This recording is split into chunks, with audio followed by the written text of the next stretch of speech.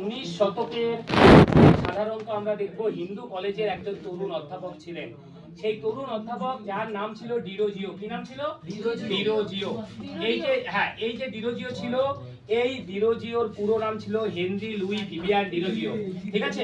এবং তিনি হিন্দু কলেজের একজন তরুণ অধ্যাপক ছিলেন।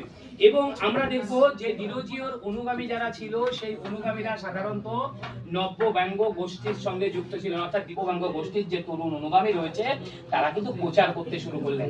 এবং পরবর্তীকালে আমরা যখন দেখব মাত্র